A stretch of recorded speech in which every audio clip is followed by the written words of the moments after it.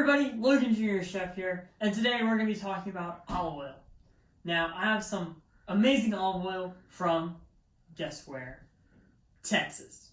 Now, Texas is not the first thing that I think of when I say olive oil, but they have some really good olive oil here that's extra virgin. I'm going to show you how to enjoy said olive oil with some homemade focaccia. So, I've got my bread machine out, and we're going to get started. So, let's open this up. We're going to add in our water here. Well, done. Next, we're going to add in our olive oil. I did not open up this bread machine. And we're going to add in like 3 tablespoons.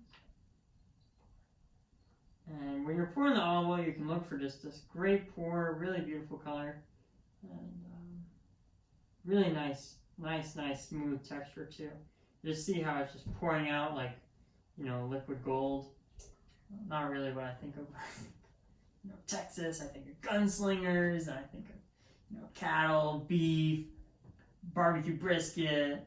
Not all olive oil, but they do have some amazing olive oils. 1, 2, 3. Look at that pour. And a little bit over because why not?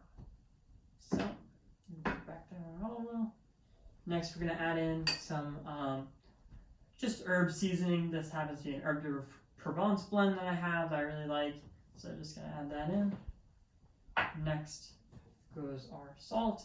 I have just some pink Himalayan salt here. I didn't really have any of the kosher salts in the house, so I'm using this. Plus, I think it'll give it a little bit of an extra flavor and look cool too. I mean, that's another bonus of the pink salt.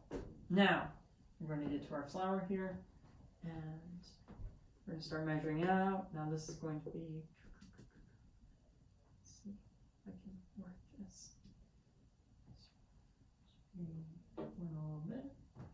Let's try to get another one. This should be 4 1/4 cups of flour, but oh, there we go. 2 1/4.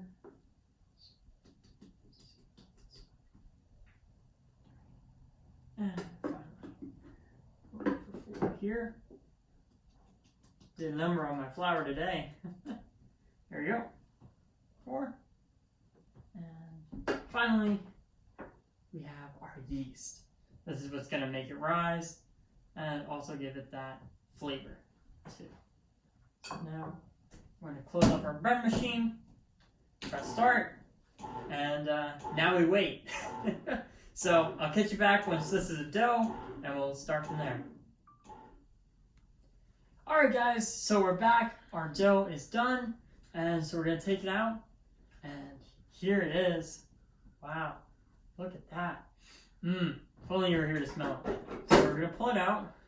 Wow, look at how much that puffed up. Oh, alright. So now, we got to put it in a bowl and let it rest for 10 minutes, which is our next step. So, if only you were here to smell it. And we're also going to punch it down. So, let's just try to see if it'll just come out real nice and easy. Oh, awesome. Awesome.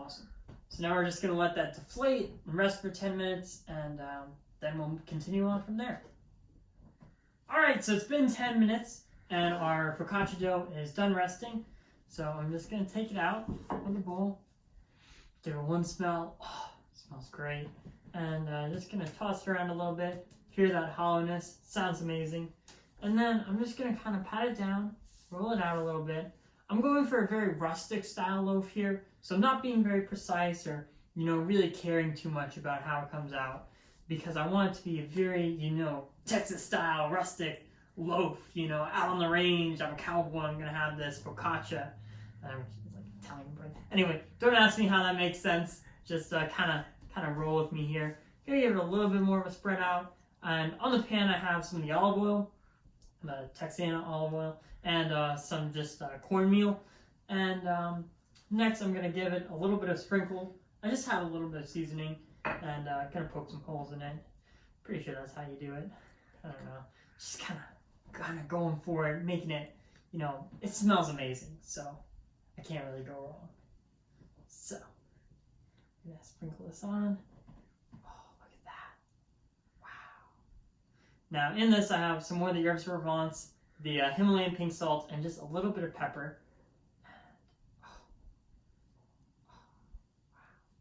That's a pretty piece of bread. And then I'm going to give it a little drizzle of the olive oil right on top. Let's see. Now you could take a little silicone brush and brush it. I'll just use my fingers a little bit. You know, you can't be afraid to really get in with the food and really, you know, have a tactile experience with it. I'm going to poke it a little bit. Yes, little puff. I know you want some more tuna. Yes, I know. Anyway, so now that that's done, we're going to put it in our 450 degree oven, bake it for a little while, 10 to 20 minutes, you know, just till it looks like, oh, delicious. So, I'll show you when we have some bread to taste. Alright guys, so our focaccia is done. I've just taken it out of the oven. You can see it looks just gorgeous. I spread it out, finished it up. You can just tap it a little bit. Oh, smells just phenomenal. Now, that is done. You can kind of wait for it to cool down, or you can go straight to enjoying. This is when you know you can cut a piece off with your friends and just enjoy this beautiful bread.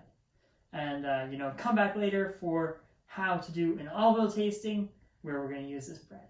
So, I'll catch you guys on the flip side.